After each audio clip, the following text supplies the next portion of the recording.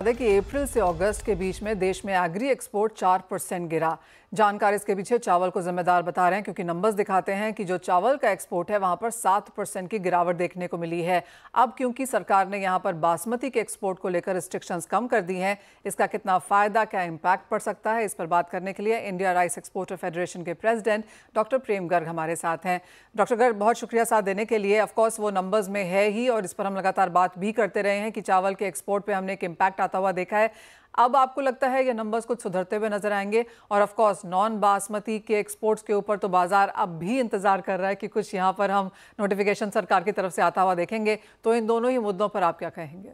देखिए, खाद्य पदार्थों की महंगाई और चावल की संभावित कमी को लेकर चिंता के चलते सरकार ने चावल व्यापार में रोक लगाई थी, जिससे कृषि निर्यात में अस्थायी तौर पर गिरावट आई, जो कि पिछले साल लगाई गई थी बासमती और नॉन बासमती। अब सरकार के आंकड़ों और आईआरएफ के सर्वे के अनुरूप हम कह सकते हैं कि महंगाई काफी नियंत्रण में है। कोई अब फूड ग्रेन के अंदर कोई तेजी नहीं है। चावल के भंडार जो हैं हमारे काफी पर्याप्त हैं और इसकी वजह से आप देखें चावल की फसल बहुत अच्छी हो रही है और बारिश भी बहुत अच्छी हुई है। पानी की कोई कमी नहीं है। 3 महीने पहले आईआरएफ ने 142 मिलियन मीट्रिक टन चावल के उत्पादन का अनुमान दिया था और अब सभी एजेंसियों के जो नए अनुमान आए हैं वो भी इसी के आसपास में आ रहे हैं। तो वर्तमान जो इस पोजीशन को देखते हुए, जैसा कि गवर्नमेंट ने बासमती राइस के अंदर किया है कि इसके अंदर बासमती का जो एमएसपी था उसको हटाया गया और उसकी वजह से इमीडिएटली राइस के अंदर जंप आया और आपने देखा कि मंडियों के अंदर किसानों को प्राइस अच्छे मिलने लगे हैं। और इसका जो बासमती एक्सपोर्ट का जो प्रभाव है, जो एकदम से जो शॉर्टेज हो रही थी एक्सपोर्ट की, आप देखेंगे आने वाले 15 या 20 दिन के बाद ही और 1 महीने के बाद आपको इसमें एक उछाल नजर आएगा कि हमारे राइस की एक्सपोर्ट के आंकड़े बढ़ गए हैं काफी। और इसके साथ में यदि अभी वर्तमान स्थिति को देखते हुए गवर्नमेंट ने तुरंत चावल निर्यात पर प्रतिबंध नहीं हटाया और 20% निर्यात शुल्क जो है, जैसे कि प्रधानमंत्री मोदी जी की सरकार का इजी ऑफ डूइंग बिजनेस नीति है, उसके अनुरूप हम उनसे अनुरोध करते हैं कि इसको चावल के व्यापार पर भी लागू किया जाए।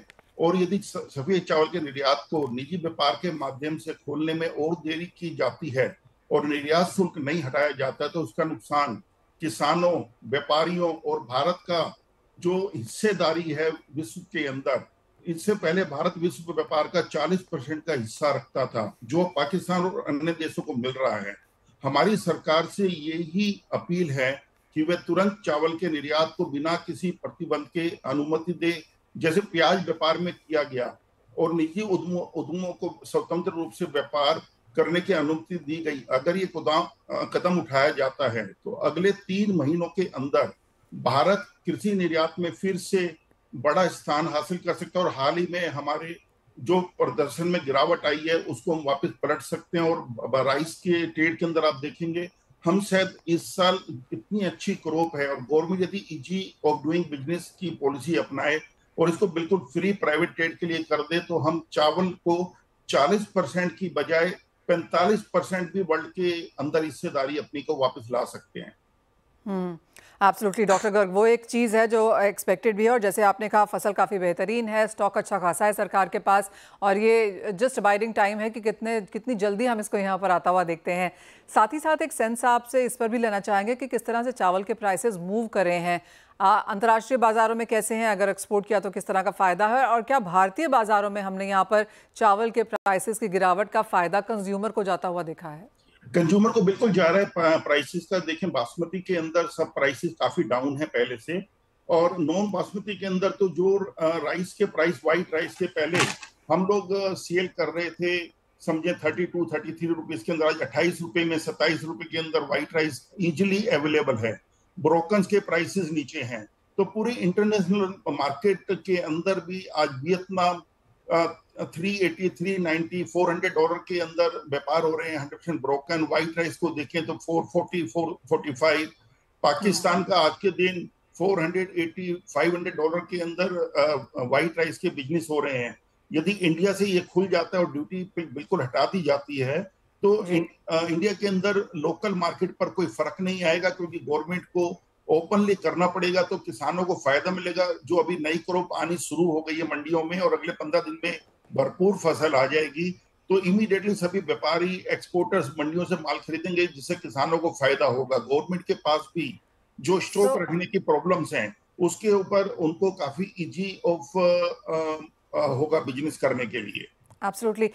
जस्ट एक फाइनल सवाल डॉक्टर गर्ग, जितनी बार भी हम लोग बात करते हैं मुझे काफ़ी सारे लोग मेरे ऑफिस में और ट्विटर पे भी पूछते हैं कि बासमती के प्राइसेस उन्होंने कम होते हुए यहाँ पर नहीं देखे हैं, तो अगर बासमती के प्राइसेस में गिरावट है, क्या वो डोमेस्टिक कंज्यूमर को यहाँ पर पास ऑन होती है? नहीं, बिल्कुल होती है। देखिए, ब्रांडिंग राइस के अंदर हम कहेंगे जो ब्रांड्स हैं वो ना तो एकदम से तेजी में लाते हैं और ना नीचे करते हैं।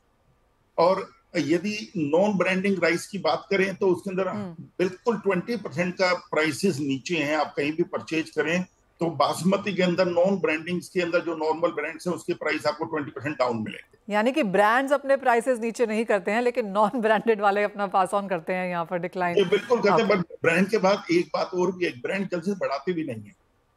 राइट, ठीक है डॉक्टर गर्ग, बहुत शुक्रिया। अपने ग्रुप का मैं देखता हूँ श्री लाल महल ब्रांड बासमती राइस का, तो प्राइस पूरे साल से कितना तेजी आई, कुछ सेम ही रहता है। Point taken.